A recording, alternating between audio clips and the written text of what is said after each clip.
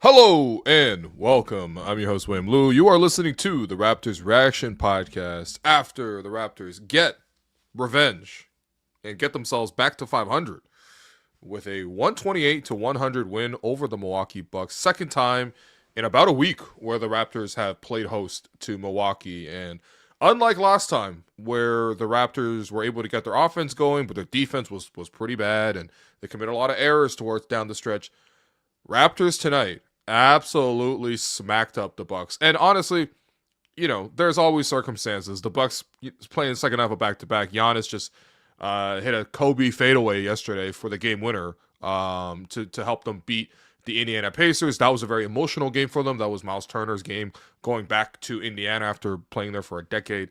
He got booed, all this kind of stuff, whatever. But like, yeah, and obviously second half of back to back, like I can only imagine they got into Toronto at like I don't know, like 2 a.m. earliest, maybe 2:30 type of thing. So all the typical things, but take nothing away from the Toronto Raptors, who were awesome tonight, man. Honestly, from the start of the game, the Raptors were way more focused, way more solid defensively. I mean, again, like the issue with the Raptors when they lost the four straight and they were giving up 130 every game, it's pretty easy to see. Raptors just were not playing defense. They were not keeping the ball in front. They were not trusting each other. They were gambling. And even though the Raptors offense has been actually pretty good, to be honest, like pretty steady, pretty good. I think a game like this probably bumps the Raptors into the top 10 offensively this season in terms of offensive rating, which nobody could have seen that one coming. But it didn't really matter because their defense is so bad. Their defense today was awesome. And honestly, to a man, all the Raptors today played like what they promised to play like, which is the start of the season. Darko saying it, the rest of the team following suit. They want to dominate on defense. And I thought the Raptors dominated on defense today. And it wasn't anything like, it wasn't anything that they can't do on a more consistent basis. Obviously, they didn't play like this the last time against Milwaukee when Milwaukee had like 130 plus. This time they turned it around and they made a lot of great adjustments. And of course, every time you play Milwaukee, you're always having to sort of keep a lid on Giannis. And even though Giannis did have 22 points in 24 minutes and he shot 9 of 14 from the field, it felt a lot more manageable. It didn't feel like he was just always either getting his way to the basket. He didn't get double-digit free throw attempts, which is usually what happens. And he didn't. The most important thing is he wasn't just setting guys up for wide open threes. When Giannis scored today, he had a couple of spurts where he was able to get going. He had a stretch where the rookie Colin Murray-Boyles for the Raptors was guarding Giannis. CMB goes back to the bench with Jakob Poeltl coming back into the starting lineup. And CMB was that backup defender against Giannis, and Giannis, immediately scored twice on him in a row. First play, CMB comes in, tries to front Giannis. They throw the pass over the top to Giannis. He gets a layup. Next time down, CMB is like behind Giannis now, trying to, keep him in front. And obviously, easier said than done. Giannis gets baseline. There's no help with the rim, and there's a dunk. But here's the thing.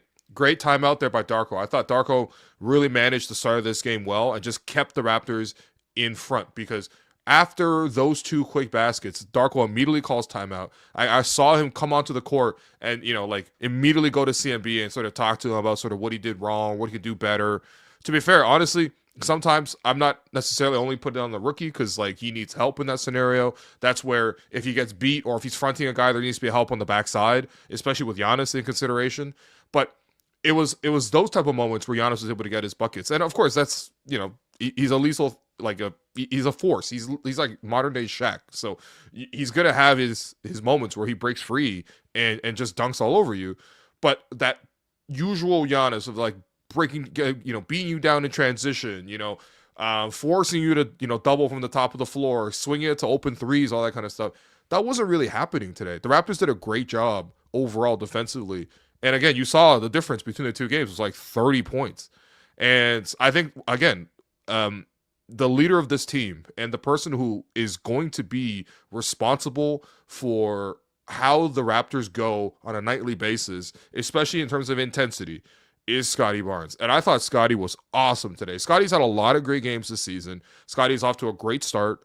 He's been, especially compared to all the what he looked like in preseason, night and day. Maybe another reminder to just throw preseason out the window, because I don't think that this is the same guy, really. What Scottie Barnes has shown you in this game, I mean, dare I say it, Scottie Barnes straight up outplayed Giannis, and Scottie tonight, again, a good bit of coaching by Darko. He matched Scottie's minutes with Giannis's minutes. So even though in the first half there was those brief little stretches where CMB was guarding Giannis, but for the most part, when Giannis went to the bench, Scottie went to the bench. When Giannis came back in the game, Scottie came back in the game. And this is the benefit of having a player like Scottie, is like he can guard pretty much every matchup. And today, Giannis, that's got to be top 3 hardest matchup in the league, maybe top 4. In terms of Jokic, Shea, Luka, Giannis, you can have them in any order. You can argue Giannis is the hardest matchup in the league, but Scottie, I thought today, did such a good job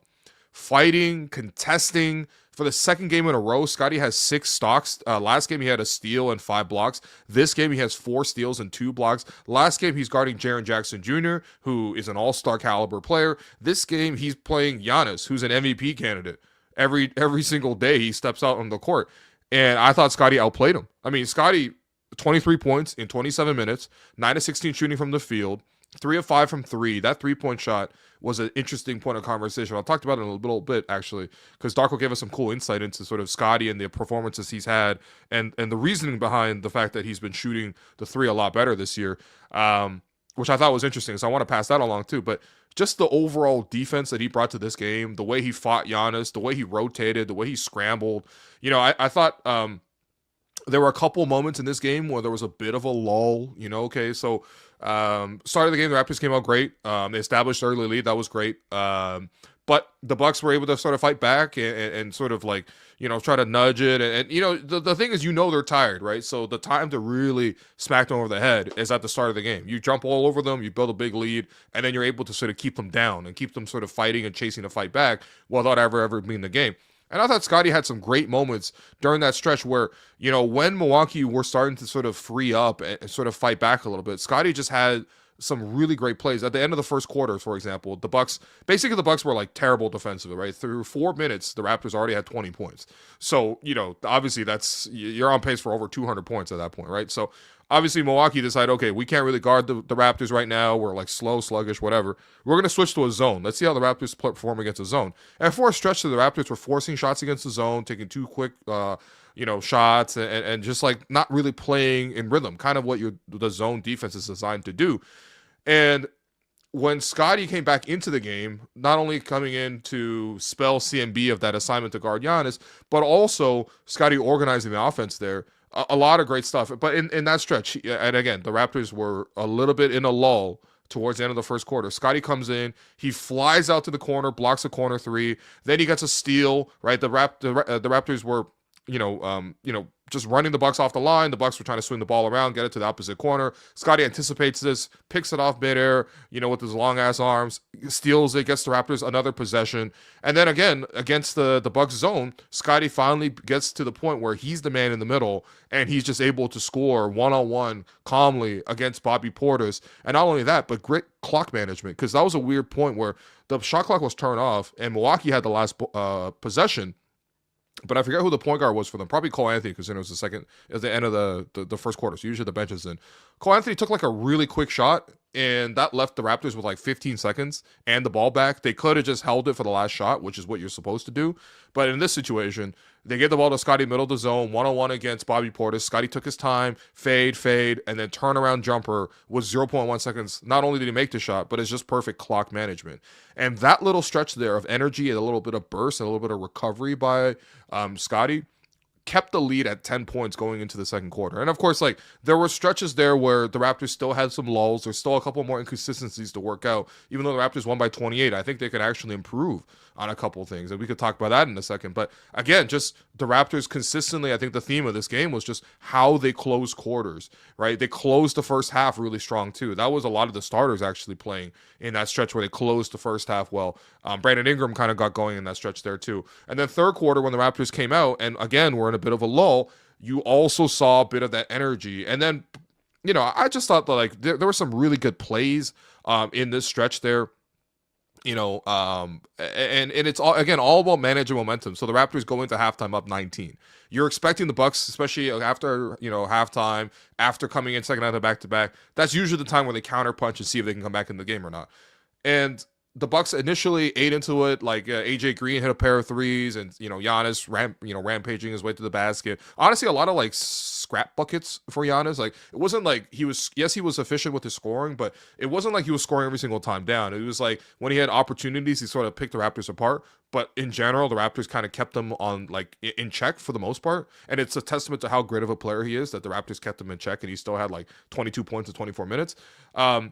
But like there were some really good plays there once again by the leader of this team was Scottie Barnes, where he had a play where there was a kind of a broken possession. The Raptors kind of went nowhere in the play. IQ kind of like didn't get him an advantage. RJ didn't get him an advantage. Get it to Scottie. And then Scottie gets the ball deflected as he's shooting it the first time, picks it up, shoots a baseline fadeaway, knocks that down. That was great. Another play where Scottie was, in the post, operating. The Bucks were collapsing. And he did a nice little shovel pass to Jakob under the basket. That was another easy bucket for his teammates. And like another play where Scottie was attacking the zone, noticing how the Bucks were sort of converging on him. And he threw the high-low pass to Sandro Mamukelashvili, who was able to get in for a nice little easy high-low layup. A lot of stretches like that. And honestly, towards the end of the game, Scottie was feeling himself so much. He was one-on-one against Giannis. And unlike last game, where obviously, he took it to Giannis and kind of flexed on him and whatever, and then Giannis went right back, and ultimately Giannis won that game.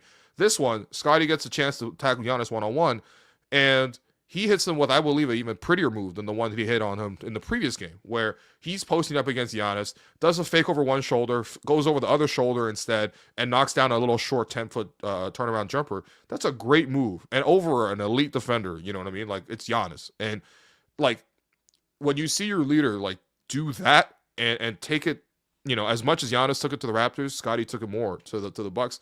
That's beautiful. And when you see you're going against the top guy and you come for his head like that, that's like a confidence boost for the rest of the team. And granted, a lot of guys played great in this game. Like it wasn't just Scottie, but like I just thought watching this course of this game, I'm like, this is a treat, man. We're getting to see a player go shot for shot with Giannis.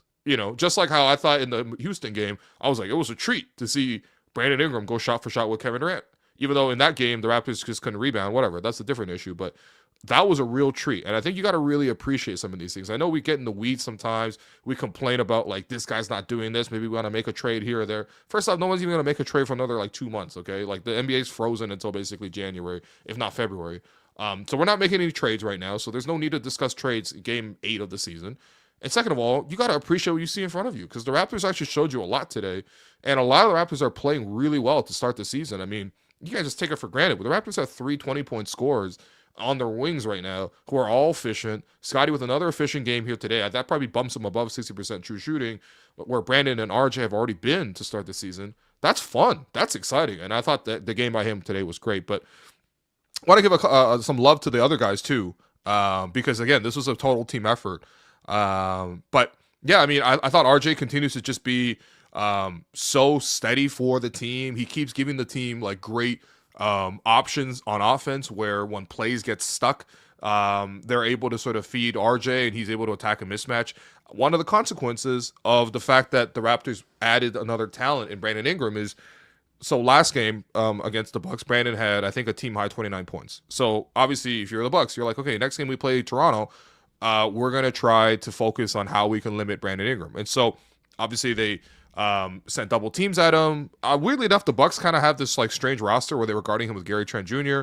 and sometimes AJ Green. Those are not good matchups. And obviously when he gets to play one-on-one against those guys, he's just going to shoot over the top of them, which he did, quite a bit, especially in that third quarter. But for the most part, they were sending 2 guys at him. Then they're like, okay, we got to figure out something on Scottie. And that leads to like RJ Barrett's getting guarded by like one of their weak perimeter defenders, like Cole Anthony, AJ Green sometimes, even Gary, I feel like is not a great matchup for a guy like RJ. And I think you compare it to this time last season, right? Brandon is not on the team. He's on the Pelicans. Last season, Scottie was injured around this time. IQ was injured. RJ was seeing like the toughest defender every night, man.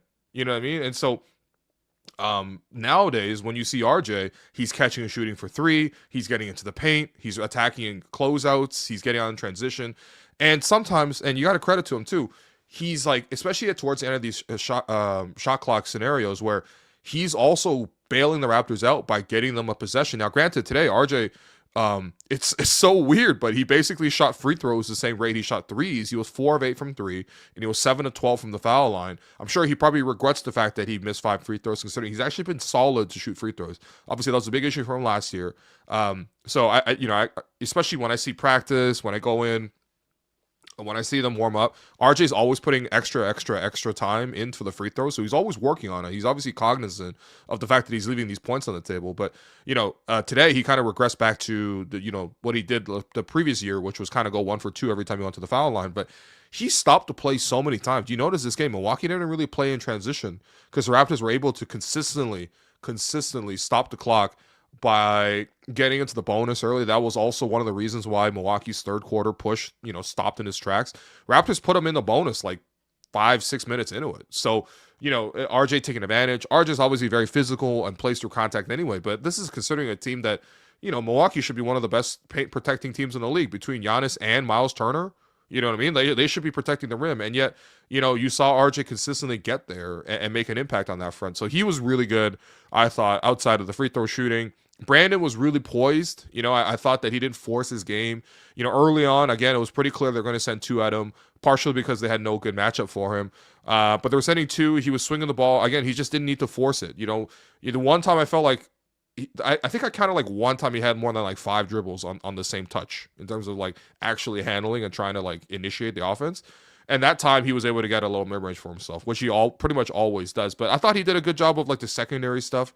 Rebounding has been a huge focus for the Raptors ever since they got, destroyed rebounding wise. And again, I'm going to repeat the stats because when they went to, battle against Houston, they were out rebounded 64-29. When they played the San Antonio Spurs, or out rebounded 44-20. So since then, the Raptors have really, really put an emphasis on how they attack the glass, how they protect the glass, especially defensively.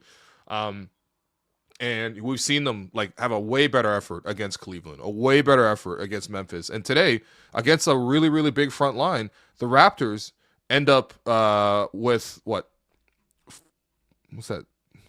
40 rebounds? No, why does it say 60? It's not 60 rebounds, do we? No. We had 50 rebounds compared to 49 for the Bucks. So, like, if we just keep the possession battle equal there, I think they did a better job of it. And I thought Brandon did a good job fighting. To be honest, defensively, they're not asking that much of Brandon, right? They're obviously putting the bigger load on, whoever's guarding the ball at the point, and also obviously Scottie. You have Jakob there today too. So those guys are doing a lot of that. But what Brandon could do, especially considering he's not going to be like the one racing down the floor. He's not like, that fast of a player. And he's got that length. He's a good option to come in and just sweep up. Usually he's guarding a corner shooter. It's an easy sort of, and I think it's a logical play for him to come in and help on the glass. He has that length. And he had 8 rebounds today on the defensive end. I thought Jakob was solid. To be honest, at the start of the game, I was still like, Jakob was like a little late to contest on some of these, and guys are still driving around him a little bit. It just didn't feel like the defensive impact was there. But offensively, the way he was able to create space, the way he was able to get extra possessions by getting on the offensive glass, drawing fouls with the way he was attacking the glass too. And again, some of that was just capitalizing on how lethargic the Bucks looked overall. But you saw Jakob actually come in the game and play, a steady game. Like, by any means, this is not exactly like a standout Jakob Poeltl game. He has 9 rebounds, 8 points in 20 minutes. We've seen Jakob have way better games than this. But I thought it was like refreshing to see him closer to what he typically is. And a healthy Jakob Poeltl is an absolute plus to any team, but especially to the Raptors, who really need his size, who really needs his ability to screen, his ability to navigate pick and rolls, his ability to captain the defense, like so many things that Jakob does. But the injured Jakob Poeltl, which is the one that we've been seeing with the bad back to start the season, that was hurting the team. And, I will make no bones about it. I appreciate that he was trying to play through it, but it just wasn't helping. Seeing him back in the lineup was great, but the other benefit of having him in the lineup was now you got a 1-2 punch, because you got, Jakob, who's mostly screening, rolling, getting a little dump offs, a little putbacks, stuff like that, tip ins, getting offensive rebounds. On the other hand, you got Sandro Mamukelashvili coming in, and Sandro was awesome. Sandro obviously used to be on the Bucks. He knows a lot of these Bucks guys. He was awesome. This was probably his best game of the season. His plus minus tonight for Sandro Mamukelashvili was highest on the team at plus 28. Scottie was second highest with plus 24. But Sandro comes off the bench with 15 points, 7 rebounds, 4 offensive rebounds as well, inclusive in that. Knocks down 3 threes, went 6 of 12 from the field. Probably should have got himself to the foul line. There were a couple plays that I felt like he just didn't get the call that ended up as missed layups, but realistically, he was playing through contact. Sandro was awesome, man. And Sandro has continued to be like a really, really nice benefit that the front office has picked up for the team. We have really, really lacked for these backup center options where, we're either doing like a weird compromise with like a Thad Young, who was a little too old, or Chris Boucher, who was pretty good, but Darko just never played him. And also kind of wild and ecstatic. We know that. Precious Achua, who, I mean, come on, man. Jonte Porter last year at this role was like Bruno Fernando. You know what I mean? Like, it's just, Orlando Robertson, Colin Castleton. Like, these guys are just not it. You know what I mean? And to see Mamu come in, obviously defensively you got to help him, right? It's not like he doesn't fight defensively, but he's just not a rim protector on that front. So like he's defensively at best neutral, but offensively, when he's in the game and how dynamic the Raptors look, whether he can be a floor spacer for you at the 5, which is super valuable. Kelly Olynyk is another guy the Raptors tried in this role, but he was just a little too slow and, wasn't really shooting the threes and, whatever. Like, Sandro's come in and just like finally done the job the Raptors have been looking to fill for the last like 3-4 years at least, and it was great to see like just him being able to sort of put the Raptors into these multiple actions. I think against teams that want to play zone, having a spacing big really helps. But kind of unlike other spacing bigs, he's not only launching threes. Like, he can attack a mismatch. Like, I'm enjoying like Sandro. Sometimes he's like, oh, I'll just do a duck in against a smaller player. Because sometimes they'll have to switch, or sometimes the Raptors play big and they have to have a smaller player guarding Sandro, and Sandro just puts him into the post. The Raptors throw him the ball, and he's like, he's got an array of moves down there, right? Like, it's obviously he can do the traditional like back you down and try to like go in for a closer shot layup wise, but he's also a guy who can handle the ball, and he can hit a little turnaround fadeaway jumper for you. Like, there's just a level of just dynamism to when Sandro's in the game offensive for you that does a lot for you. Like, one of the things I thought was really cool was the Raptors have the last couple games with Jakob being out, they basically played small ball, basically Vision 6'9" basketball. And obviously that was with the starting lineup at that time, because outside of Emmanuel Quickley, you had RJ Barrett, who's a wing, Scottie Barnes, Brandon Ingram, and then Colin Murray-Boyles, right? It's not Vision 6'9" in the sense that none of them are actually 6'9", but you know what I'm talking about, right? That was the project the Raptors used to have. And they were able to do a lot of switching. They were able to sort of play a little bit more quicker, a little more dynamic. They put Scottie and CMB into more possessions as the screener and rollers, and they were able to make their plays either popping out for the 3 or rolling and, hard to the basket, or short rolling and kicking out to the opposite short corners. Like, we see a pretty fluid offense. And today with Jakob back in the lineup, you didn't see as much of that, especially for the starting lineup, but you did see that with the second lineup, right? We saw some interesting possessions there where for a stretch it was like Jamal Shed as the point guard. And then it was like Scottie Barnes, Brandon Ingram, Sandro Mamukelashvili, and Colin Murray-Boyles. Like, those things were like really interesting to me. It's like, you have these 4 like-sized forwards who can kind of cover for each other. Defensively, Scottie being a chameleon defensively could do so much for you in that side of a lineup. Colin kind of being, the mini-me version of that. And then you have Jamal, who can really pressure the point. And they had a really nice stretch there where I thought they were winning their minutes. So you had that come back into the lineup for you. You had a much better first half for Emmanuel Quickley. I think the second half he started missing more shots and ultimately kind of had another inefficient game, 5 of 15 from the field, including 2 of 7 from 3. If there was one thing, it's like Quickley did a lot of good things in this game. 6 rebounds, 7 assists, didn't really turn the ball over. He was still plus 11 in his time. So it's like, it wasn't a bad game, but I just keep feeling like there are, especially considering the way the Raptors are running their offense right now, guys are scoring, guys are comfortable, Scottie's hitting his shots. RJ is getting buckets. Brandon is a bucket, like literally walking bucket. When they go to the bench, they have Sandro. Jakob is an option on the roll again. Like, it just felt like Quick was trying to force it a little bit too much. Like, there were moments where he's just like rushing down and taking the first shot transition wise. And maybe like part of the directive from the team is like, if you come down and you see an open transition 3, take it. And like, yeah, that's true, but there's levels to that. Sometimes he's like running full speed into it and just like, oh, I got a little half a look, I'm gonna just jack it up. Like, they just, it just wasn't necessary. You know what I mean? Like, again, the Raptors shot really well overall from the field today, scored 128 points, didn't turn the ball over at all, basically. Only 9 turnovers for the whole game. That's got to be a season low. 33 assists. They were knocking down the threes. Guys were winning their matchups. Like, there's just not as much need for Quick to, like, come down and force those shots. And I think, like, if you subtract, like, the 4 or 5 times he forced up a shot, he has an efficient game. No one says a single word about Quickly other than, hey, look, he had a nice game. Now it's like, okay, yeah, he had a nice game, but, you know what I mean? Take away the but. Like, cut out the fat, basically. Like, he did a lot of good stuff today. He just needed to take 4 less shots because some of those were not, you know, within the offense. He was forcing and pressing. And maybe in certain contexts you need that, but today, in this context, he didn't need that. Otherwise, I thought he played a good game. And I think him having Jakob back really helps. I thought it was a nice bounce back game from Gradey Dick too, man. Gradey, it was great to see him knock down 2 threes in garbage time. Third, you know, he's out there with the third stringers. I think that was a good move by Darko just to get him a little bit more rhythm with the 3-point shot, get him to sort of find his stroke from there. But what I liked from Gradey today wasn't the 3-point shooting. Yes, it's nice that he shot 3 or 4 from 3, and obviously the primary job for him is to be a shooter.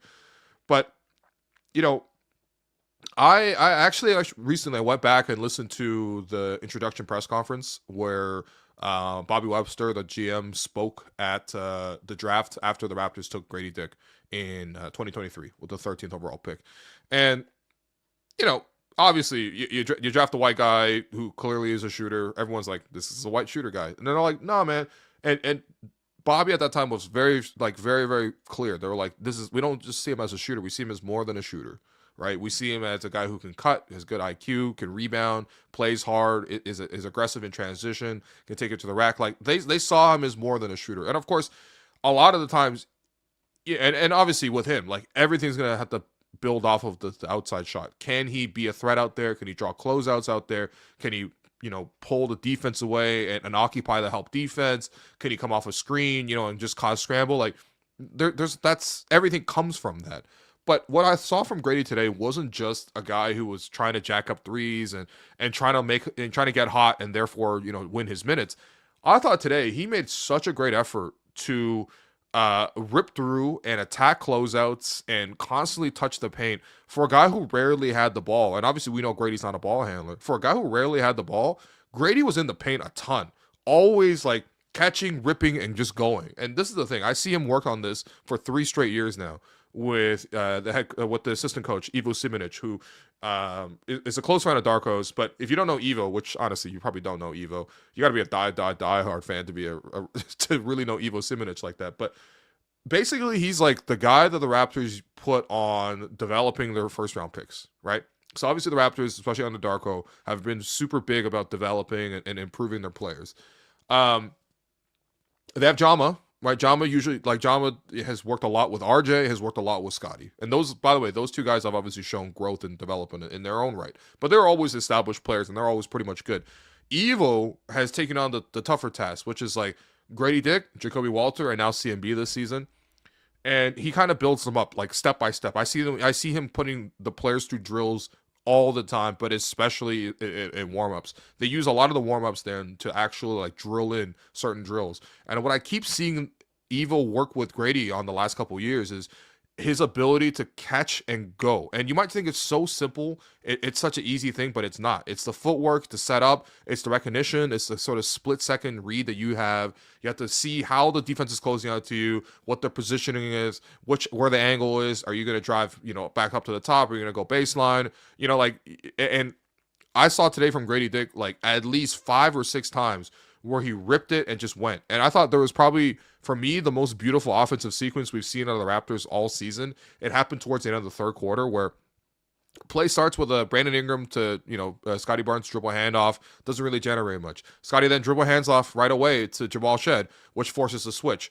At that point, Jamal goes to Gradey on the wing. Gradey gets a closeout from his man, kind of like a half closeout, but Gradey immediately, as he's catching the ball, it's called a stampede cut. He's already moving his feet and he's already beating the closeout before he even catches the ball. He catches it with momentum, beats his man, gets into the middle, sprays it out, and, you know, collapses the defense, kicks it out to Mamu. Now, Mamu had a pretty open look for a 3, but he decides to swing it for Brandon Ingram in the corner. Brandon then gets a really great closeout by the Bucks, and so all of a sudden the offense stalls out again. At this point, Mamu goes to the top. Gradey continues his cut and now fills into the spot where Mamu was.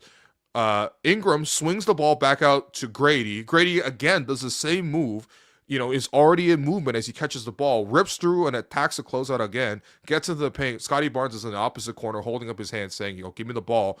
Gradey is in midair in the middle of the paint, throws it into the opposite corner to Scottie Barnes. Scottie then reverses it to Jamal Shead on the wing, who reverses it once more to Mamu at the top of the floor, and Mamu knocks down the three. It was, obviously, first off, I'm describing one play, right? This is like all within a half-court possession, right? So, but when the team has talked about we want to play with pace, that's what they mean, because in the span of a half-court possession, that probably all happened between like 19 seconds on the clock to 6 seconds on the clock. If you notice, first off, there's like 7 or 8 passes in a row. There's like 3 different paint touches, 2 different paint touches, all by by Gradey Dick. Every single player on the floor changed position, right? Brandon was at the top of the floor. He ends up in the corner. Scottie Barnes at the top of the floor. He ends up in the other corner. Jamal Shead was at the point. He ends up on the wing. Mamu was on the wing. He ends up at the point. Gradey Dick is literally shifting the whole defense, the whole possession. That is beautiful basketball. And especially against a Bucks team that was tired. They actually rotated well to prevent a lot of that. But that is like the ideal for what the offense can look like. Because when Darko comes in, he talks about 0.5 basketball, playing with pace. That was playing with pace. That was 0.5 basketball. And of course, that's also one of the benefits of having a spacing center, because none of that's really possible if Jakob's in the paint occupying it. So when Gradey cuts, it's like, all right, well, he's cutting into the traffic. When he doesn't see that traffic and there's a spacing 3 on the outside, the 5 on the outside, that play ends up being a beautiful, beautiful highlight. And so I just thought Gradey did a great job. Also, I thought, honestly, small things, game within the game. I thought Jamal Shead, being the leader that he is, has done such a great job in this game of encouraging his teammates, especially the ones who are struggling. I was down at practice yesterday, and I had a conversation with Jamal where I asked him, like, hey, you're the point guard for the second unit. How do you get some of the guys going?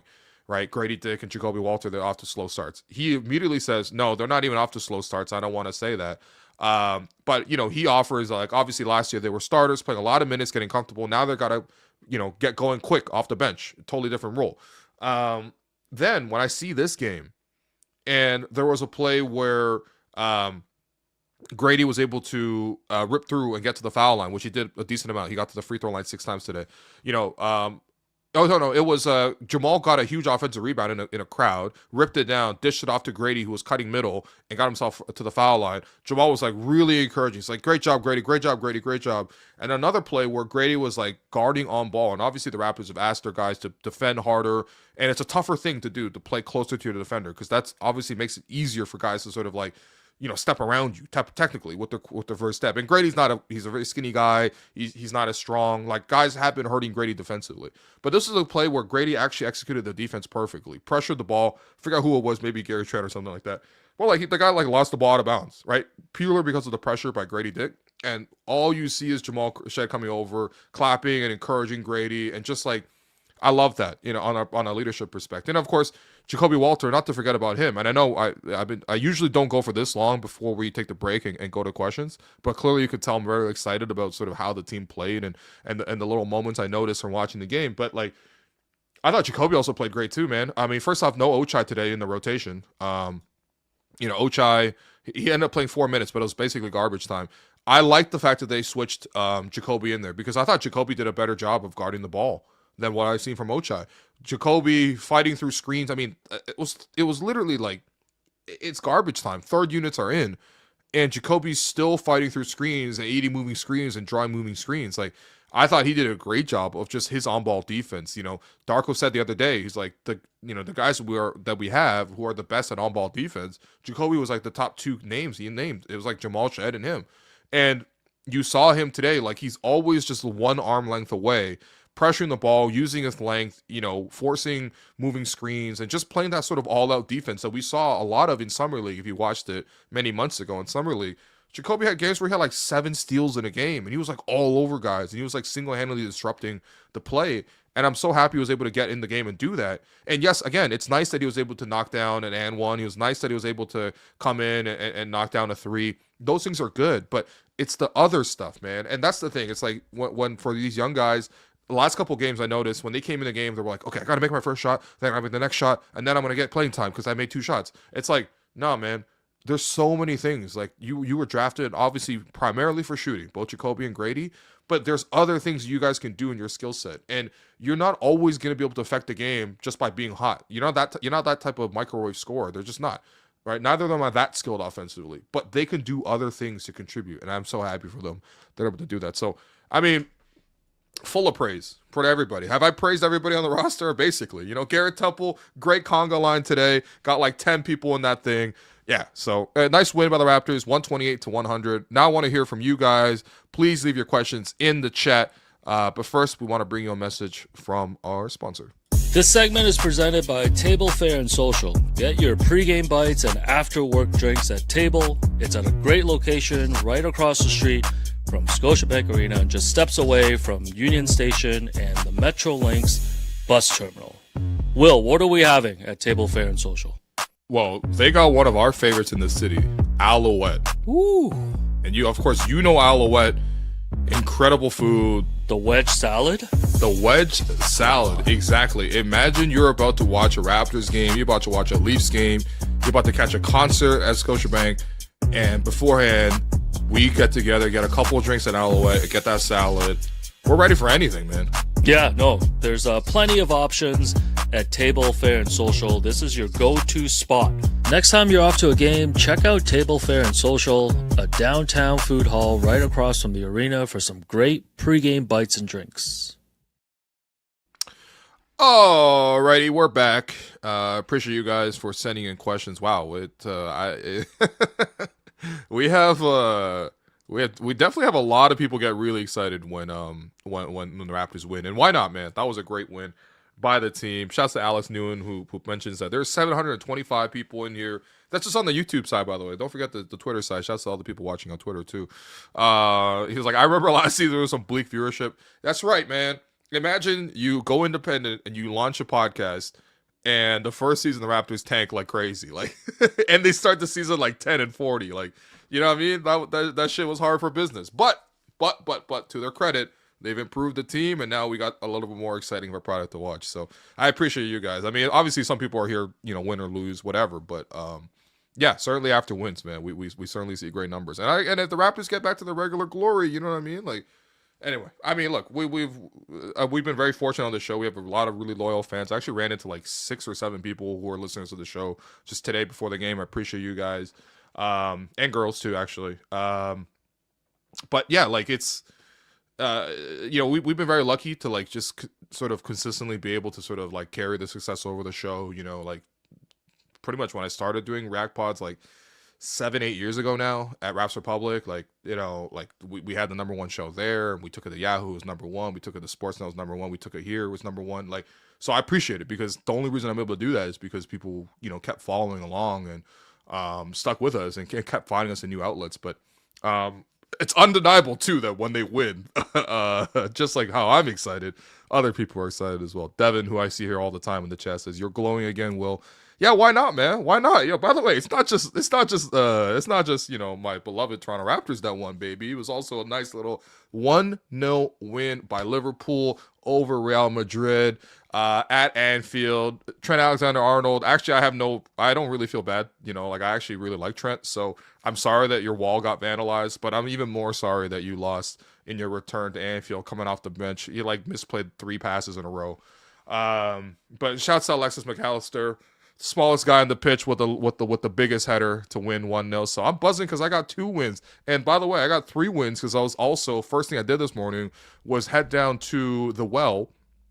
And that's where the Toronto Tempo officially introduced. I mean, we've known this for about 2 weeks now, but officially introduced Sandy Brondello to be the first ever head coach of the Toronto Tempo. I'm counting it as a third dub, because when you come in with an expansion franchise and you hire one of the best and definitely one of the most experienced coaches in the entire association. So yes, the Temple don't have players yet. They got to figure out the CBA. All sorts of stuff's got to happen, free agency, draft, whatever. But the fact that they're starting off with that level of leadership, I was really excited to be in that room, seeing the excitement in that room. A lot of young journalists, a very diverse set of journalists. Obviously, a lot of, in the sporting game, it's predominantly male, especially covering men's sports. It's like, I don't know, at least 9-to-1 ratio type of thing. So seeing in that room, making that space, and watching the excitement around the tempo and this big hire, and listening to her talk for 40 minutes. I mean, just very, very, very cool event. So yeah, 3 dubs for me today. And if I'm glowing, it's not just because the Raps won 128-100. It's because we had a lot of good things happen in the city today, man. Appreciate that. So, yeah, man. Yeah. Okay. What else we got, man? Okay. Yeah. Let's do a couple things. Why not? Yeah. Here we go. What do you think is Jamal Shead's ceiling? Do you think that he could ever replace IQ as a starting point guard? Man, Jamal. I mean, look. Okay. Jamal right now, I think is to me like already a really good backup point guard. And what I want from a backup point guard is not like eye-popping numbers, especially in this system, in this roster. Jamal, one of the best things about him is his humility. He understands that this game isn't about him. What I love is having an unselfish point guard. Unselfish point guard might be like the best luxury to have in basketball, because what you want the point guard to do is be secure, handle the ball in tight situations, make the right decisions. And obviously, scoring point guards is great. Like, I would love to have Steph Curry or Dame Lillard. Jamal Shead has no illusions of being that. You know what I mean? Jamal knows what he is. He knows himself, and he plays great defense. He's pesky. He's aggressive on that end. He changes speeds too. Even though quickly he's actually probably faster than Jamal. Jamal does a great job of setting up his man and then using that burst to get into the lane. He consistently lives in the lane. Obviously, he has a bit of his own scoring package, mostly with that little jump floater or even like a catch and shoot 3, but he's always just looking to set guys up. And then I think it's the off-court stuff, man. It's something you can't quantify about leadership. There's something you can't necessarily quantify about how he changed the momentum of the game by, fighting so hard to get around the screen and then, drawing the moving screen call. Like, that puts hesitation into the opponent's mind. Okay, the next time the guy sets a screen, he's not going to be so flush, and he's not going to try to move. The next time the ball handler has it, he's going to try to shield it a little bit more because he's afraid that Jamal's going to come in, and try to get the ball free. Like, so little things like that. And, of course, how that fires up the rest of your team. Like, there's a leadership element to Jamal, man. If you ever heard Jamal in a press conference, which obviously he actually just spoke yesterday, so you can actually find it on the channel. Hello and welcome. Jamal had and if you listen to it, he has nothing to say about himself the whole time. 6 minutes. We asked him a bunch of questions. We already know Jamal's one of the best on the team in terms of the interviews, but he comes in and he doesn't say a single thing about himself, right? It's always about what other guys did better. I think we asked him, one of the questions I asked Jamal was like, how does this team get better defensively, and how did they get better, like more solid in the last 2 games, and now obviously 3 games in a row they've been solid defensively. And of course, I heard all the comments. I saw everyone was like, oh, they only beat the Cavs. They were only good defensively against the Cavs because they didn't have Donovan Mitchell and they didn't have Darius Garland, they didn't have Jared Allen. They were only good defensively against Memphis because they didn't have John Morant, who was suspended, and they didn't have Zach Edey, who's obviously got size, mismatches all over the place. Well, what about today? Milwaukee. Giannis, who literally just came in and scored 30-plus points and had like 130 on the team. What about this? I think there were tangible things that they were doing better. And I asked Jamal, like, what's got into the defense getting better? And he was like, you know what? It wasn't actually Darko, needing to make adjustments or anything. It was just us, us taking responsibility, us keeping the ball in front. And when it was asked about, like, did anyone speak up in those half times where, again, the Raptors must have been disappointed with how much, like, they gave up like 80 points a half, basically, in some of those games in Texas. He talked about how, like, Scottie had moments where he stepped up and talked. Jakob, had moments he stepped up and talked. Garrett Temple, but also Jamal. And I'm like, dude, this guy's a sophomore. When have you heard of first off, a rookie at the end of the last season hosting a workout for the team? I've never heard of a rookie hosting a team workout. It's always vets. It's always Pascal hosted the whole Pacers team at his house in Orlando. It's always like Brandon Ingram, hosting guys in in LA where he lives. You know what I mean? Like it's like DeMar and Kyle doing that, or like the little Rico runs. You know what I mean? Like it's always the vets. I never heard of a rookie doing that, but Jamal's a special leader, man. And I know that doesn't really show up on the stat sheet because guy has 5 points, 8 assists, 2 steals tonight. Like a good game, objectively, especially in 17 minutes.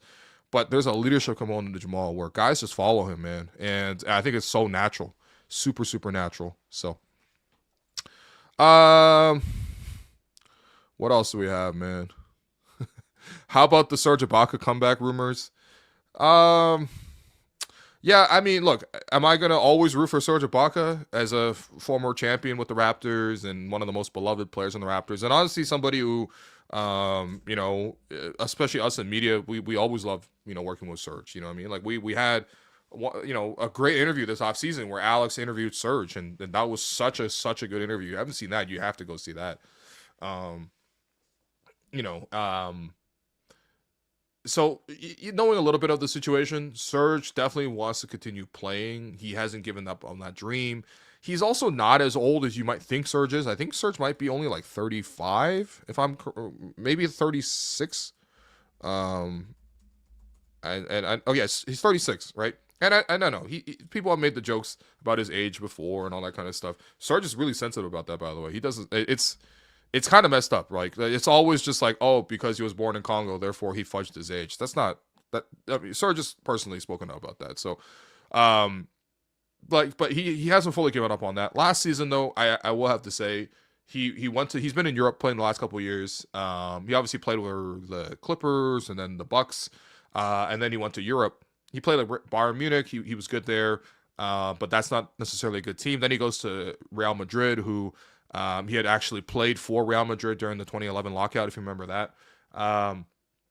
But he just like didn't look particularly great. Like at times he wasn't even a starter. And then weirdly enough, when the Raptors cut Bruno Fernando from the roster, if you remember that, the Raptors had Bruno for like the first 3 months of the season, and in January they kind of like let him go. He actually went and signed for Real Madrid and ended up taking a lot of the minutes that Serge was playing. So by the time they got to the playoffs, I'm like, dude, if you're not really like getting minutes over Bruno Fernando, then what are you really saying? So I think, look, Serge clearly is in great shape. He's a tremendous professional. I've never seen guys work that hard, especially on their bodies. And Serge is taking great care. But yeah, I think he's still holding out hope. But we'll see. I think that's the answer. We'll see. I'm always gonna be rooting for him.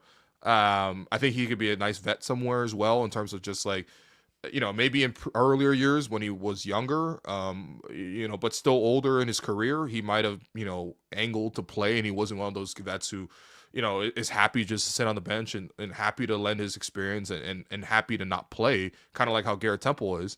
I think at that time his pride probably like burned him a little bit, to sort of prevent him from being that sort of role, but as a vet. But I think now, I think he can kind of do a little bit of that. So, and then we know Sarge is also in Toronto a fair amount too. So, yeah, there you go. Like the video. Yeah, absolutely. Everyone, please just like the video. And hit the subscribe button too, man. Come on, guys. Come on. We're having some pretty good stuff. Tala says HW gonna cover some tempo games now. Honestly, I'm pretty excited. I think we're running into like logistical issues. Like we would need to expand our team, and I think especially for the covering of the Toronto Tempo, I'm more than happy to lend my experience and lend my voice and presence to it. Jerome is already so enthusiastic about lending his production help and his expertise on that front. But I also think it's pretty important that we're able to sort of put more women into sports, especially in the sports media side. And I think that having a women's voice will really help, improve the coverage of just women's sports, especially in Toronto. So when we do tempo coverage, we will obviously look to include more women's voices in there as well. But yeah, man. Yes, the answer is yes. That's the answer. The answer is yes. Chris Willis says, I heard someone say this is a professional win. What makes that the case? I don't know, man. I think, like, look, are there certain games where I feel like they're unprofessional? Sure. Unprofessional feels like a little, like, strong. Unprofessional is like, you're, like, shirking the responsibilities of the job. Like, that's the literal definition of it, right? Like, you're late or you're not giving your best effort or something like that. There's a human side of it. I mean, like, not even just in sports, but if you work any job, you know that you're not at your best every single goddamn day. You know what I mean? Like, I'm sure there's pods where my energy's low and I'm mailing in a little bit. Like, like it happens, like I'm fully aware of that. Or like I choose to skip practice one day because it's like raining or snowing and it's like hard to get to the facility when I'm riding my scooter. Like there's all sorts of shit. Or I'm tired, you know what I mean? Like it happens. But I think a professional win sometimes is just like you should be winning, right? And there's a lot of things favoring you conditions wise to win, but you make sure that you do the things within your own control to sort of swing those odds into your favor. And I think today it was the way the Raptors defended. It was the way the Raptors took care of the ball, only 9 turnovers. It was the way they shared the ball, 33 assists. And it was the way that the guys played for each other.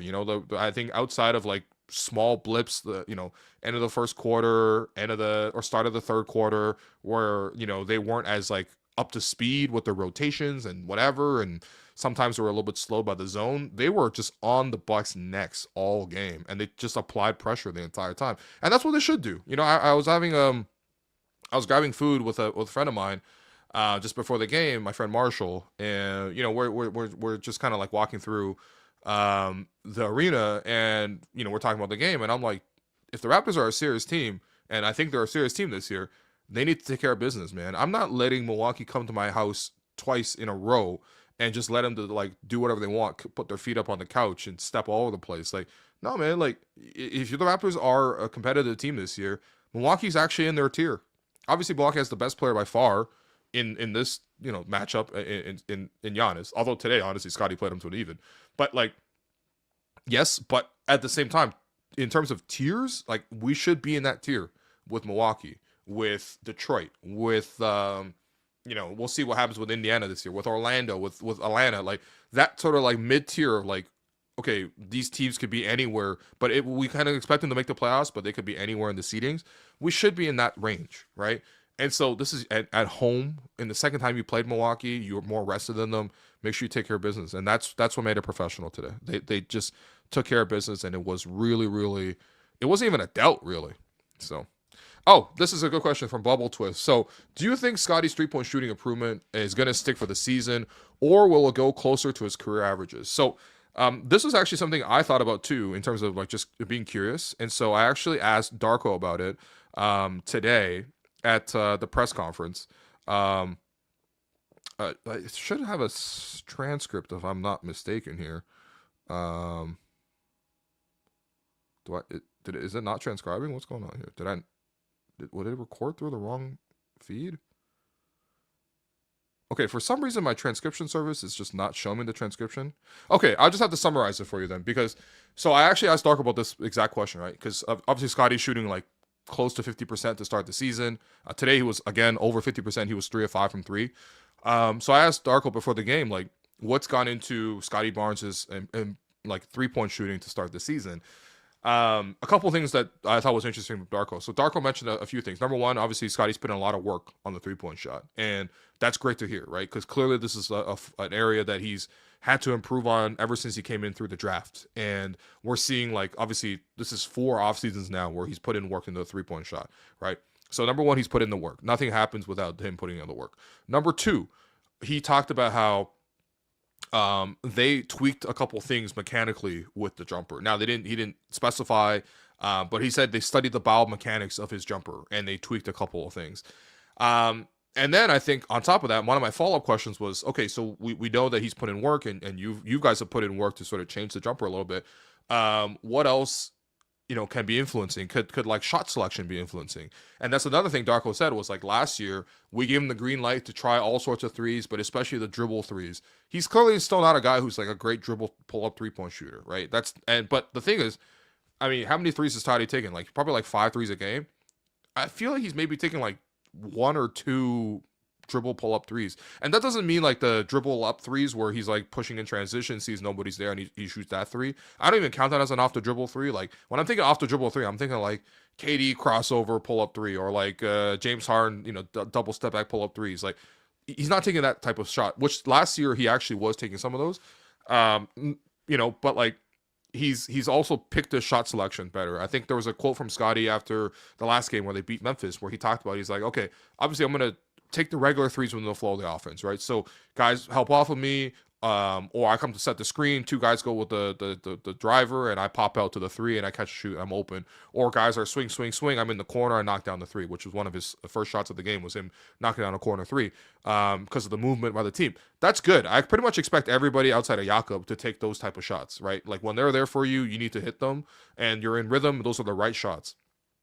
But what Scottie also said was, when I knocked on my first one, the next one, it's going to go up too. And I kind of like that, right? You make a steady shot first, and then you go, and not even a heat check, but just sort of like continue to see your luck. It's kind of like if you're playing blackjack, first time you sit down on the table, you get blackjack, so you get 1.5 of your bet back. Okay, next time I might bet a little bit more aggressive for the next hand, or maybe I'll put a double down a little bit. You know what I mean? So, but I think that comes from the momentum of taking a good shot and being more in rhythm. It's funny because I'm watching the warm-ups and I'm still like, man, Scottie still can be pretty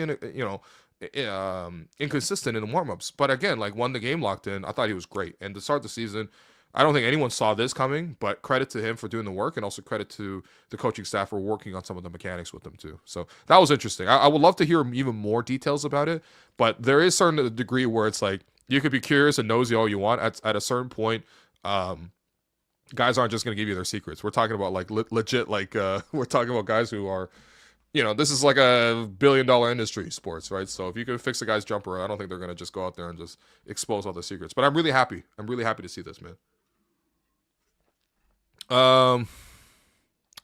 What former Raptor would help fit best into this team right now? Let's see. If the Raptors got OG Anunoby, you know how good defensively we have at OG right now? You got OG, Jakob, Scottie, CMB, BI. Obviously, it's a super jumbo lineup. You have no point guard out there, unless you could put Scottie at point, I suppose. But defensively, what that type of team could do, I mean, that would just be outrageous. That would just be absolutely outrageous. Obviously Kawhi as well, of course. Kawhi. I mean, Kawhi's still amazing, man. Shouts to Kawhi. Reports are that Scottie won the chain. Absolutely, man. Scottie deserved the chain, bro. This guy was incredible, man. Jalen, have you ever gotten your scooter stolen in Toronto? My expensive bike got zapped by an MFer in a van after only a month. Jalen, I'm so sorry that happened to you.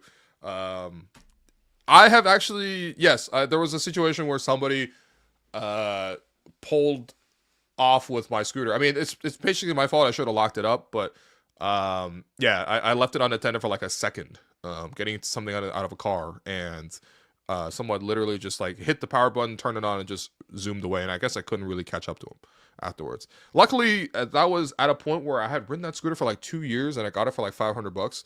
And low key, I was trying to upgrade on that anyway. So I was like, you know what? If this is the universe's way of letting me get an upgrade, I was okay with that. That one I had gotten more than my use out of. I think I rode that thing like 5,000 kilometers. Like, I'm good, bro. Like, just, you know what, have it, enjoy it. I've resale value on that probably was only like maybe 150, 200 at that point. So I was happy to just actually upgrade. But yeah, I mean, actually, if you get your bike stolen, there's probably a couple places in the city you could probably recoup it from. You know what I mean? So I'm not gonna snitch on anything, but maybe look up bike shops in Chinatown type of thing. So. But that sucks, man. I'm so sorry, dude. Especially after a month. And by the way, scooters are not as expensive as these bikes, man. Bikes, I feel like, are thousands of dollars, especially the really nice ones, the carbon fiber, super light. Scooters are usually a lot cheaper than that, man. So that really, really sucked. What else we have? Other questions. Oh yeah, someone sent in $10. I appreciate this, man. Percolator Fish sends in $10. I appreciate you. Actually, I don't necessarily even recognize the handle here, so this wasn't new. But thank you anyway. Scottie and Brandon complement each other really well. Options, in motion, and ISO. That's a great way, I think, of describing it, right? Because in motion, in the team offense, and sort of how to get them organized in terms of being able to play the pick and roll game and just like play the motion offense. I mean, Scottie obviously been here longer too, so he has more experience in it, which I think is a factor. But I think it's just naturally how Scottie wants to play. Yes, Scottie's a great option in that. But when it comes down to one-on-one, let's get a bucket. It's like, okay, all that motion stuff didn't really work out. Let's figure out something. Brandon being there and just being like, all right, cool. Give me the ball, 4 or 5 seconds. I'm going to cook. That's fun. It's fun, man. And honestly, Brandon had a really quiet game today, but it didn't really matter because of the fact that he's just able to I don't even know what a bad offensive game really would look like for him. He just has sometimes quiet offensive game, but like he really did a great job to start the season, man. You need solutions for both scenarios. I do consider to think that like the the one thing that when I see people effectively defend Brandon is when they're physical with him, when they get underneath him. Like there were even a couple possessions where like AJ Green, who even though he doesn't look that big on TV, like that guy has like huge muscles, like he's super jacked, and his muscles are like super veined out, like he's got like crazy vascularity or whatever. Not to be watching a man's vascularity, but like yeah, that man has a lot of electrolytes in him. Yeah, like you know when guys get like basically like the Lou Dort types, like those guys get under Brandon. And by the way, as much as we love Lou Dort here in Canada, Lou Dort was one of the biggest reasons why Brandon's able to come to the Raptors in the first place, because Lou Dort did the Zaza Pachulia basically foot slide under the player, kind of how Zaza did that to Kawhi, which ultimately led to Kawhi coming to Toronto. Kind of the same deal. If you look it up, how Brandon hurt his ankle so bad last year because Lou slid under his foot. So, but anyway, that type of player. It's like, and it kind of reminds me of like kind of what KD struggled with early in his career. Like KD had difficulties when he was getting guarded by like the Tony Allen types. You know, I remember some Grizzlies versus OKC series. I think the Grizzlies actually beat OKC during that stretch too. But like those type of guys where they get underneath and they're so tough. And I mean, Tony Allen's just amazing defensively in general. One of the best defenders of all time, in my opinion. He's just like so fun to watch. Like few players are fun to watch defensively. Tony Allen's one of those guys. But like, especially for these taller guys who have handles, but like just the distance of how long they got to dribble the ball for, that creates these opportunities where guys are able to get underneath and don't let them spin off. That can be kind of tough. But again, like it's nice that the Raptors have two options here, which is nice. Alex also asked, is that a Bobby Webster cutout behind Will? Yeah, it actually is. Here you go. So shouts to my boy Bob. Yeah, we were lucky. I mean, obviously we have a personal relationship feels like too strong, to be honest. It's like, it's not exactly like we're like friends or besties or whatever. But when you see each other, like I can go up to talk to him and strike a conversation. Sometimes he comes over to me and strikes up a conversation. Sometimes it's about basketball. Sometimes it's not about basketball. I think that's kind of how. Especially if you're looking to build connections, I don't personally feel like, and I definitely don't feel like he feels like this. Like, I don't feel like we're using each other. You know what I mean? Like, I think there's like, because every time he comes over and talks, I'm like, hey, tell me everything about the team. Tell me right now. Like, are you going to trade for John? Tell me right now. Like, you know what I mean? Like if it's every single time and that's all we talk about, I feel like we're using each other. Or if every time he comes to me, he's like, hey, let's do an interview together. Like, that's kind of using, right? But like there's like a nice personal balance. But in any case, yeah, we hosted a congratulatory dinner to Bobby when he got the job to be the lead decision maker, and this was actually one of the things that our friend of the program, Elaine Kwan, actually helped arrange. So there actually is a photo of like 10 of us just holding these with the real Bobby Webster in the middle. But yeah, Bob's a cool guy, man. I actually really enjoy hanging out with Bob. It's just like, and he is very, very he's very passionate about sort of supporting, I think, Asian Americans in the sporting space. Yeah, he's actually seen him be very generous with his time, man. That's all. How much did you pay for your new scooter? I think I got it on a discount. It was like probably like 700 Canadian. If actually honestly, I mean, of all the sponsorships we do on this show, there's the number one sponsorship I want is a scooter sponsorship, and I think especially from NIU Scooter. It's a Chinese company. It's like it means like a bull, I guess, in China. But yeah, I got the KQI 3 Pro. It goes up to 38 kilometers per hour, which is a little too fast, to be honest. I try not to drive it at 20 or 38 all the time. But I think right now it's retailing for $639. Like, that's pretty good. I'll drop a link in the chat if people actually want to buy a scooter. But I actually think it's genuinely like one of the most efficient ways to get around Toronto. I know it for a fact that it is. And yeah, especially if you're lazy like me and you don't want to ride a bike everywhere. So,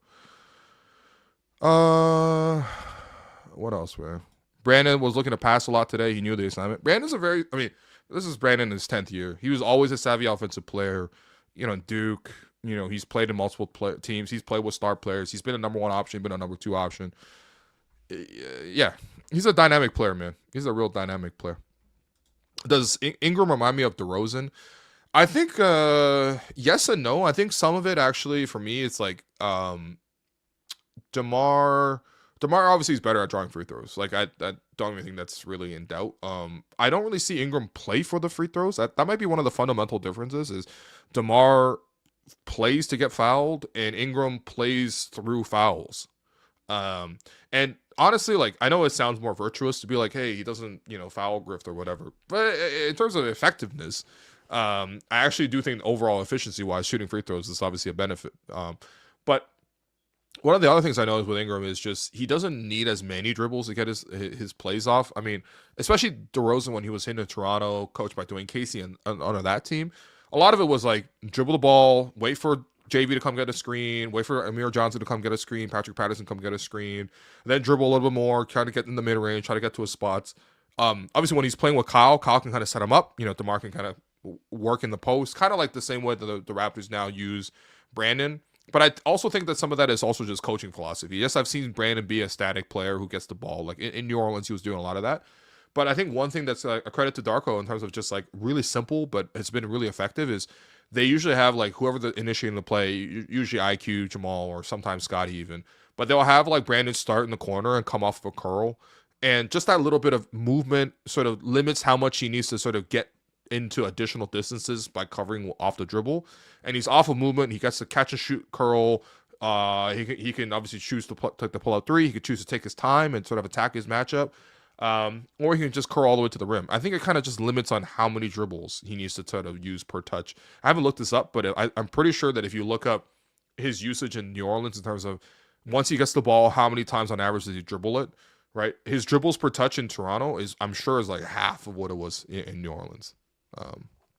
Just by playing differently, So I mean, it is a little different. It is a little different. So someone said you're not like the old heads in media. That's because I'm not an old head, man. What do you mean, man? Still 32. God damn it. No, I mean honestly, I think there's like a real generational shift sometimes with this stuff. Like I actually think for a lot of young viewers, like I don't feel people are particularly charitable or generous to like the interpretations of how the old guard are. I mean, I know people like to, for example, make fun of like, Doug or Michael Grange. I see Doug and Michael Grange at every single event, man. And like, as much as you might say, well, they could ask better questions or, maybe they can be a little bit more informed than here and there. That's fine. I mean, honestly, you work 30 years of your job, see how motivated you are on the 30th year, number one. And number two, these guys are there every single time, man. And I think there's something to be said about the way they show up all the time. Obviously, for me, I'm a little biased because I've got to know them. I'm actually friends with a lot of them, So but I also get to see them work up close and kind of what goes into it. They're really respected. Like I see players talk to them all the time. I see the team, obviously, they've earned their trust. They've told the stories of a lot of players. I mean, it's one thing to come out here and be like, hey, this is the play that's working, or like, hey, this is the latest trend, or hey, this is like the trade rumor out there. Like, I think a lot of like modern coverage gets kind of modified into those three pillars of like, I'm thinking basketball breaking down content, or like news breaking rumor content, or like, I honestly, that's a lot of what it is, or maybe even video essays. Let's say those are the three pillars.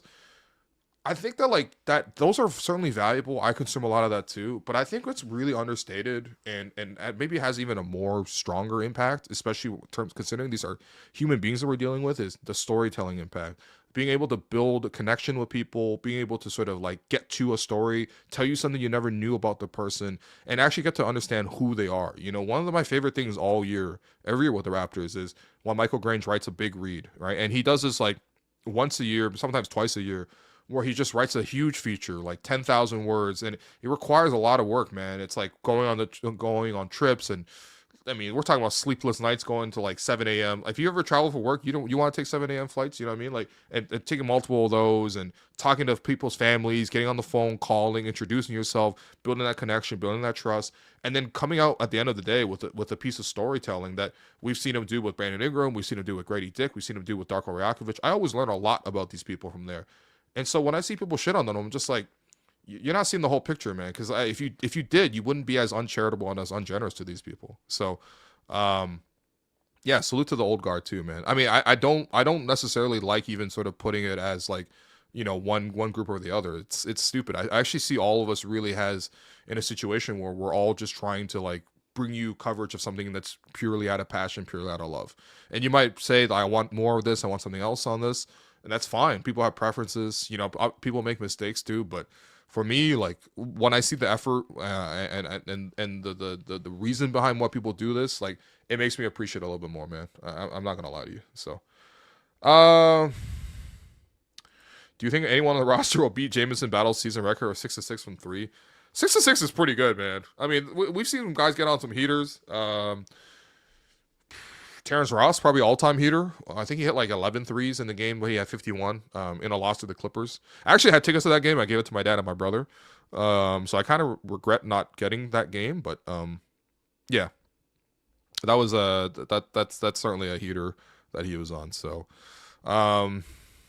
yeah, Will with the political answer. That's not a political answer. Tala, I know you're joking a little bit, but that's not a political answer, man. Are you being political on the pod? Is that what's going on? No, someone, you know, asked a regular question or had a regular comment, was like, you know, Will not like the old heads in Raptors media. And I'm just like, I want to show you a different side of perspectives of the old heads in the Raptors media, man. We're not going to share my theory about you that I came up with today, right? Oh, yeah, the little, yeah, well, in any no, case. No, it's not that, yeah. Shouts to Zolfi as well, one of the new media, what up, Zolfi? Raps Republic. He said, I can't speak for all of them, and Grange is one of the most down-to-earth guys I've ever met. He's opened doors for a lot of folks like me in this space, man. Absolutely. You know what I mean? Yeah. Yeah. There you go. Yeah.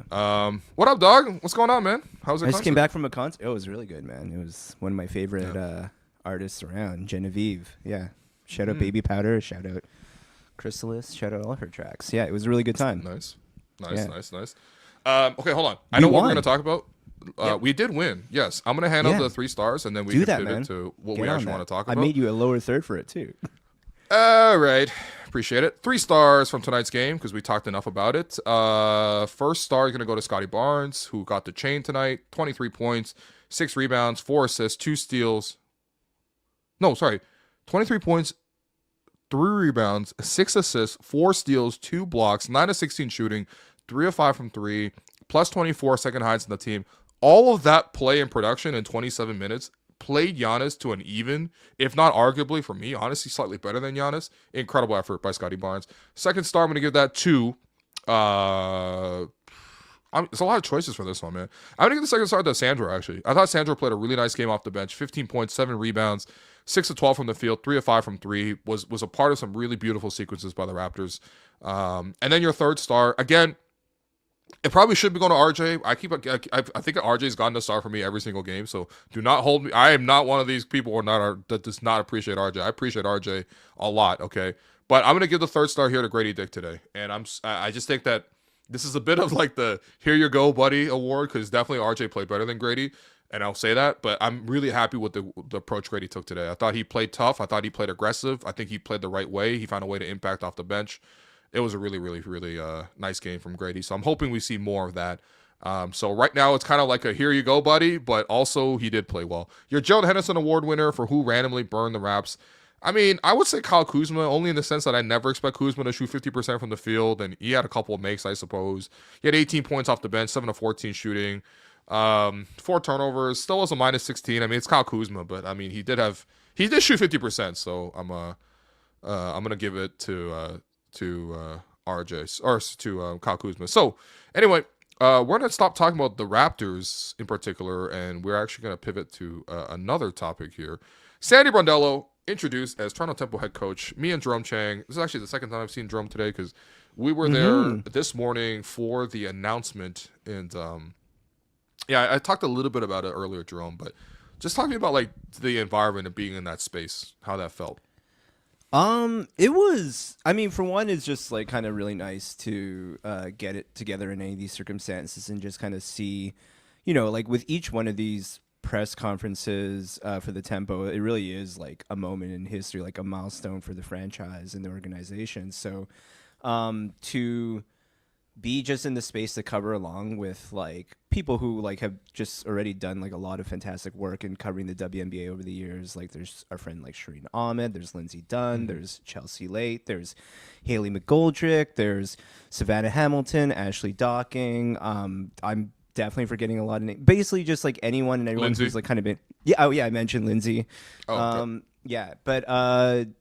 think just to be there first and foremost was just really cool around all that. And then like the news has been out for a while and it just hasn't been official. Right. And so we kind of had to like walk in like, who's it gonna be? Yeah, a lot of no comments from our friends who work on the team. Let's just say a that lot much. of no comments. But and like because they couldn't, like in all fairness. And but the thing I think that was really exciting. I don't know if you mentioned it earlier. Like I felt genuine aura when she walked in the room. Like it just, it was really just something because I think it was Cheryl Reeve of the Minnesota Lynx who said when she was let go that like some team is about to just get a championship level coach, and the fact that it like fell upon us is just like that. I think like when we've been watching the tempo kind of get put together, we like see obviously Teresa Resch named as president, Monica Wright Rogers as general manager. It's very cool to see that like we're the only, I think, WNBA franchise in history to have former WNBA players as both the GM and the head coach at the same time, which is really neat. But yeah, I think like when we were kind of going through it, it takes so long, you forget like when you're starting a franchise that like it's hard to feel a sense of where we're headed until maybe you see players.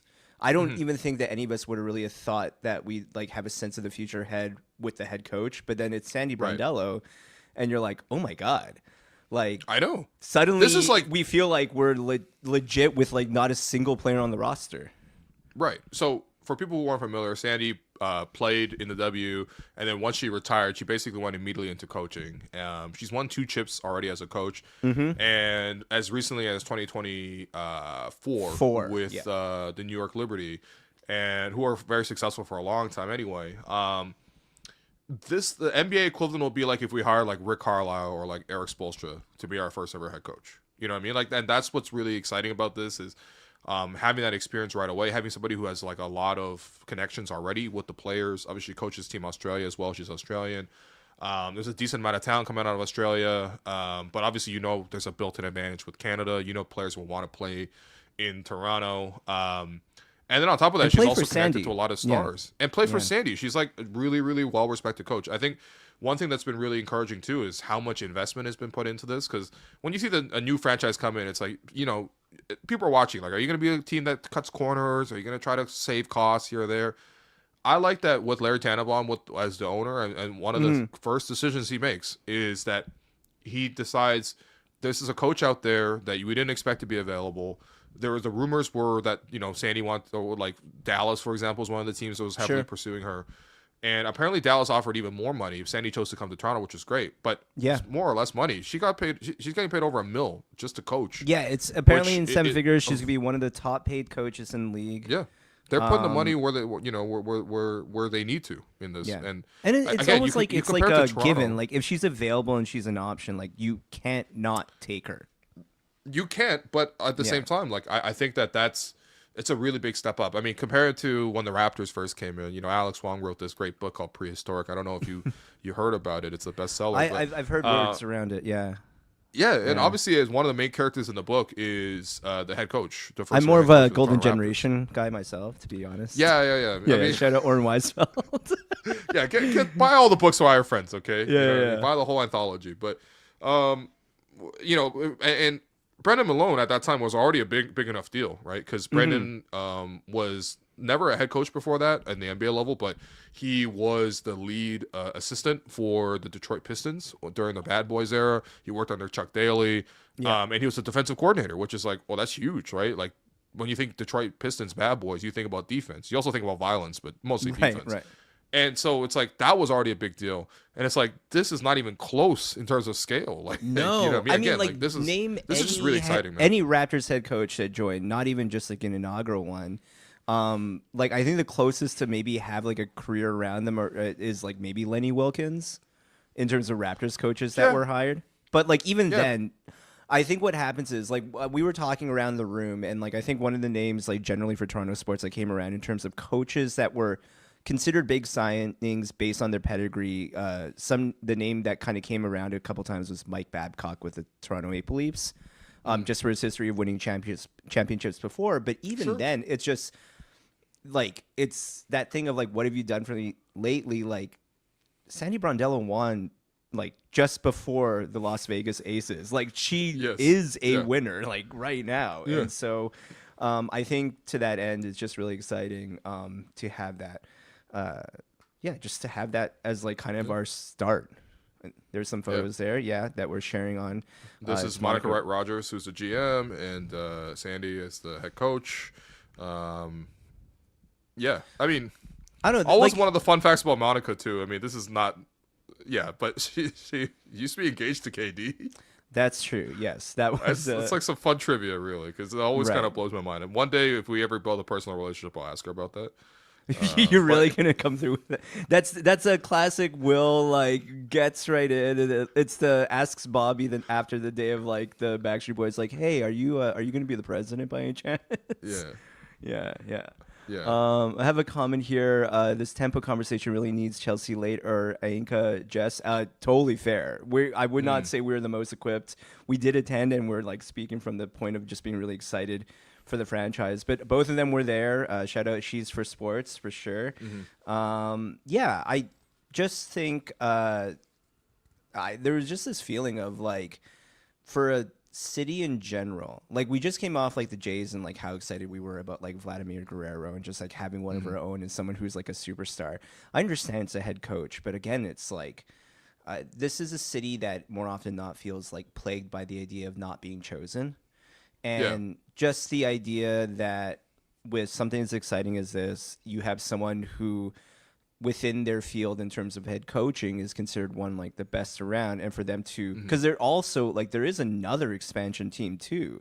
That's right. Like there are available slots, like you mentioned, like the Dallas Wings. Like she could have coached like Paige Beckers, but to want to choose here, I think that's like really special. No, it always feels nice to be chosen. Absolutely. I just thought the whole thing was just. How was the response just, in the arena? I think you probably mentioned this already, but how was it? Yeah. So no, I have it here. There's a video. You can watch it She too. is named WNBA Coach of the Year and has over 250 wins in the league. She has been inducted into the Australian Basketball Hall of Fame. She is a 3-time Olympic medalist and a 2-time WNBA champion. And announced earlier today, she is the first ever head coach for your Toronto Tempo. Would you please welcome Sandy Yes, sir. Brondello?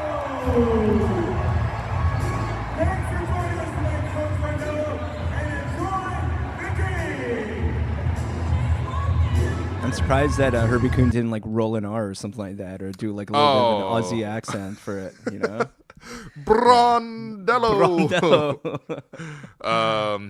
Yeah. No, it was cool, man. Someone also said Larry T was cheesing. Yeah, Larry He was very cheesing. happy about it. Yeah, He was very happy to be on stage with. Again, like it with- does with feel the- like it the kind of team he's fell in putting our together, lap man. that way. Like it is like really like a huge deal. Like to just again No. know that it's even a possibility, right? Like it's kind of it's like when you find out Kawhi Leonard is available. Like you're like, oh, that was an You just option. do Like, it. you just do it, right?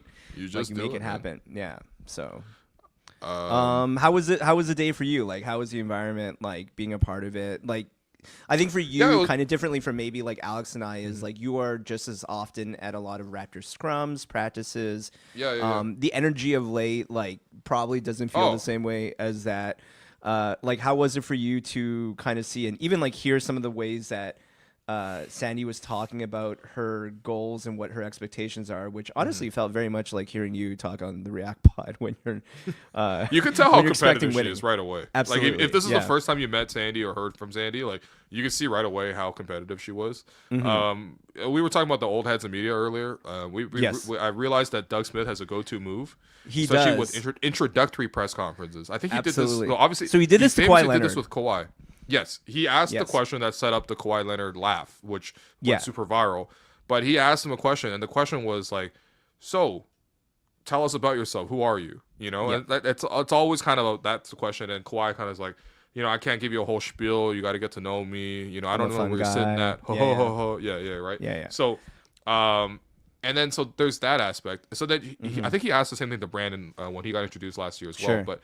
But he asked the question to Sandy. He's like, "What kind of coach are you?" And then Sandy's aura moment was just basically like, I think I'm a pretty good one, and I'm Yeah. like, yo, that's sick. No, that's it's fire. That's And there's just like a funny Jose tone, like- Mourinho. Like, I think I'm the Right. special one type. You know what I mean? Yeah, like I remember it wasn't until we talked about it afterward that I was like, oh right, that is Doug's go-to move. But there was a thing about, I guess, just like the context of the dynamics of it. Like it did feel in that place of being like a little patronizing, like, who are you? And I'm like, Doug, what are you talking about? But I realized that's what he does when he does introductory things. And like the way Sandy handles This is like it when is, Pascal so good. spins. You know what I mean? Yeah, it just like it's a natural thing that happens. I think my other thing that I really liked, and I forget the context of the question, but Sandy was just like, yeah, I've never not been in the playoffs. And I was like, oh, we could go to the playoffs with a expansion team, start off that way, which, I mean, that happened for the Valkyries, I believe, this season. Yeah. So it is within play, but still just the idea of like Toronto pretty tough. basketball with just like the straight up expectation of like, this is not a reason to drag the Raptors or anything like that, but like we've spent about at least this full season, maybe more, of playing around the idea of whether or not we were going to make the playoffs. Like there isn't a definitive like playoffs is a thing. I think we're only starting to have it this season. So it almost felt like jarring to hear someone just say so assuredly, like, well, I don't like, I make the playoffs. And I'm like, oh shit! Like you just are gonna call your shot, and it was almost incredible. like a bit of a Masai moment. You could definitely see how Larry liked both of these guys. But she did a moment where she was like, "Yeah, our goal is to win a championship in Toronto." I was like, "Oh, I mean, that's nice." You were sitting right behind her, and I was like kind of getting a view from the side, but like we were sitting like just in the row behind President Teresa Resch, who's filming it the whole time on her phone, and she is just like full on like proud momming the moment. Right, she's just, super like, beaming. She's just Absolutely. beaming, and it's like it's such a good moment. Like, I don't think you were able to come to the presser when they introduced Monica as the GM, and I remember it being like a really powerful moment because as Teresa was talking about it, she got very emotional. Like you can just tell in all the ways like how big of a deal it is for her and how much she is really excited about the idea of like it being the first like women's basketball team in Toronto and in Canada, and also just like how they're building it out. So I think it didn't happen this time around, but it just like you can feel the impact of it. And I think we're describing it, whether it's coming from Larry, whether it comes from Teresa, whether it comes from like the room altogether. Like we're talking to our friends who cover it, and now that we kind of get to speak about it openly, it's just like, oh shit, it really is happening. And I don't know, it's just cool. It's cool to like have this sense of hope. For sure. I also think that like Oh, it looks like we lost Will for a quick second there. So it's just become now the React Pod is hosted by me alone. Will is currently disconnected, but it looks like he's coming back. This is the wrong camera. Hold on. You're on the wrong camera and mic, but we'll get you back in here soon enough. For anyone who's like kind of seen the posts or maybe even the interviews, like what comments do we have in here? How excited are we about this news? Has anyone bought like Tempo season tickets? I know I have two. I'm like through my first payment of mine. Yeah. Yeah, $5K for season tickets. It's a lot Something more around affordable there. than Raptors tickets. That much. That's Yeah. I still won't spend as much as Alex in the World Series. I think that's what Alex dropped for Game 7 to watch. I know, alone, right? Yeah. No, what was I gonna say? Oh yeah, it's just like it's a very visceral difference between being in a women's space and being in a men's space, and I think like especially because like that is the majority of spaces that we're in is like watching men's sports, and it's not even to describe a judgment to it like positive or negatively, but it's just like noticeably different. There's a different level of like comfort. There's like small moments that are like Sandy was doing the photo op and she's holding the basketball, and Monica was right beside her. They took a photo together. After it was the solo shot for Sandy, like Monica literally came over and like fixed her hair to make sure it's right. You know what I mean? Yes. Like would I fix Alex's hair if I saw him, in a photo shoot? Probably not. You know what I mean? But I think there's that level of he'd ask you to intimacy that I thought was just really cool. No, I think all those moments are very clearly there, and I think that's also like the thing that I'm personally excited about when it comes to it is, yes, it is basketball. Yes, there is a lot of institutional knowledge from people who work with the Raptors, but especially as like I became like more of a WNBA fan over the last couple of seasons, it is a vastly different like culture and sport. And I think, we're already seeing parts of it when we see like the Canadian games over here. And obviously there's like a wealth of fans already around, those some who are covering, but some who are just like straight fans of the basketball. And I think, it's just this like real opportunity for fresh voices, fresh looks, different approach about things. The way that we are very established. Like I think when I came on this pod, you were talking a little bit about just like whether you might be an OG in the space. Is like, I think it's nice to think of the idea that if we can approach this in like a real authentic way, like there are people who might be OGs who like just we never have like thought of or given like the chance to like really speak openly about it, but they're the ones who are actually covering it in a substantial way. Absolutely. Yeah. We had some comments here. Is Peace Collective a good place for Tempo merch? It's one of the good places. Yeah, for sure. You can grab some stuff over there. If you want like WNBA stuff in general, I'm a big fan of this site, Playa Society. It's PLAYA Society. Playa Society got some they have some merch. really fun stuff there. And I think they have some Tempo merch. Some of it you actually might find on like the WNBA like Tempo site. But yeah, there's a lot of good things that are out there. Definitely well worth checking out. Makeway has some collaborations. Right. What's up? Is the name and the color scheme starting to grow on you? Because I know there was like a big reaction at first of like, we don't necessarily like it. I think like the colors are like actually pretty easy to wear because they're both like pretty neutral colors. It'll be really interesting, of course, to see how it shows up on a uniform. Man. Yeah, exactly. That little like aqua blue, like it really pops. Yeah, and even like the Bordeaux. The Bordeaux. I'm still coming around to the Bordeaux, but you've seen like the knits, like kind of reminiscent of the purple, I guess, with the original Dino, style too. So it's a little bit of a tie-in too. I think you might have seen Chelsea. She's worn it. She wore it to our watch party that we had to start the season. The sweater. Yeah. Yeah, that's like from Playa Society, and that's like a really good looking knit. One. Yeah, exactly. Yeah. No, man, it's good. It's good. It's good. There you go. I always like the name in terms of the musicality of it from Coco. Tempo is really cool. I do like that idea, right? Because it obviously has multiple meanings, and it also kind of lends nicely. In the music right. Like some of the gear has like the staff, for example, the musical staff on it. So yeah, it's nice, man. I think it's a creative name. So yeah. No, I mean, like, certainly again, come around on it for sure.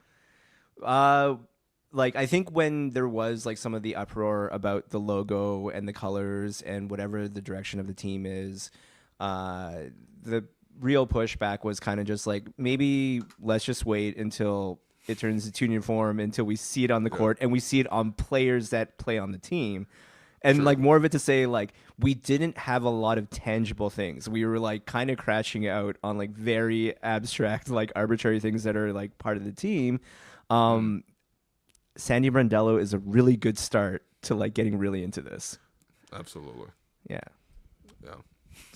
Tyler says, if the mascot was a tuba, I'll be a fan of it. Okay. But I mean, I think there is a musicality. The Toronto tuba is kind of fire, like just for the alliteration of it. Yeah, exactly. Yeah. No, that's kind of cool. Anyway, exciting day again. Like I said, like it's kind of like obviously after wins, I'm always excited. You know how it goes. Sure. After wins, everything's great. After losses, Asian dad pops out. Absolutely. I saw the score when I got out of the concert, and I was like, "Oh, you know what? I will rush home to join Will on the." There you go. There you go. No, but I like I said, there were 3 wins today, man. Obviously, the Raps had one. My Liverpool FC had one, and of course, I think the Toronto Temple had one as well. So, yeah. Oh, this is hilarious. Someone else a fan was at the concert.